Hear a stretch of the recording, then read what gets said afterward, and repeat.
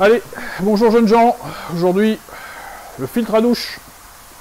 Ouais, c'est vraiment le filtre bio qui me semble pour moi le plus efficace.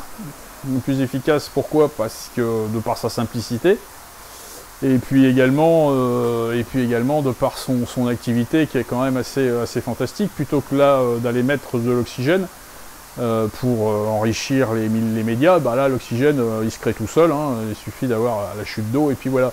Donc ça marche comment un filtre à douche? Bah c'est pas compliqué, hein, vous avez des bacs successifs avec une arrivée d'eau par le haut et puis l'eau splash sur les médias, qui casse les molécules et qui permet de recouvrir le maximum de surface des médias tout en mélangeant un maximum d'oxygène. C'est vraiment une simplicité enfantine, où ça retombe et ça repart au bassin. Entretien là-dessus, si c'est derrière un bon filtre mécanique, entretien quasi nul. La seule chose, c'est la dernière chambre en bas. Si vous avez une petite rehausse par rapport à votre départ d'eau, il peut y avoir un petit peu de saleté qui s'accumule au fil du temps. Si vous avez un retour direct, vraiment, où il n'y a pas de place pour laisser des saletés, l'entretien il est zéro, hein, franchement.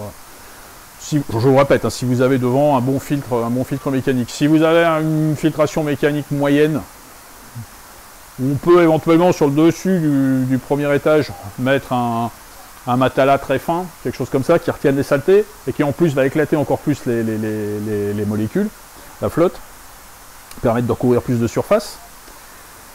C'est vraiment la chose la plus facile qui soit en matière de filtration. Hein. Je vous répète, l'eau tombe, s'éclate, l'oxygène vient gonfler un petit peu tout ça, et ça permet une dégradation maximale des déchets.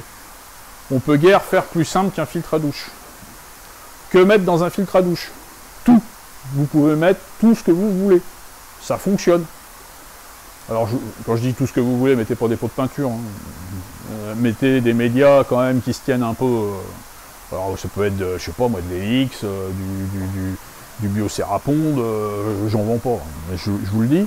Vous pouvez mettre toutes les céramiques possibles inimaginables, du super bio. Ça marche très bien. Alors vous avez des modèles, vous avez des fois des roches un petit peu grosses.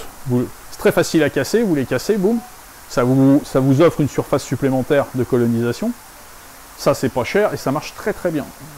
Les Helix très bien. Ici, moi j'ai des Helix sur tous les filtres à douche. On a également du Super Bio, on a du Momotaro, on a tout ce que vous voulez. Ça fonctionne dans tous les cas de figure. Ça marche. Voilà. C'est un système imparable. De l'eau, de l'oxygène. Boum, c'est parti.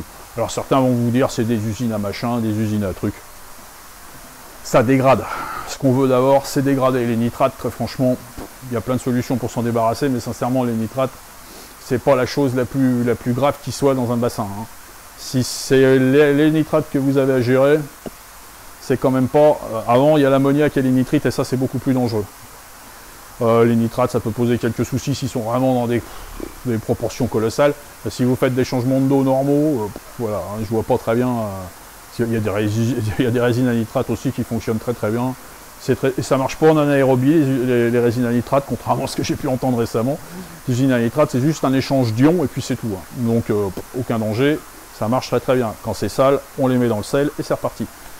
Je vous répète, le filtre à douche, c'est la solution la plus efficace que vous puissiez avoir en matière de bio. C'est également certainement une des moins coûteuses.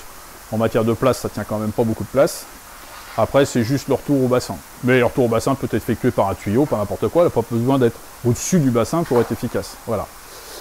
Bon, bah écoutez, jeunes gens, toujours la chaîne YouTube, hein, toujours Facebook, toujours notre site internet, hein, France Carpe Code Bassin. Et puis, je vous dis à bientôt pour un petit tuto supplémentaire. À bientôt, au revoir.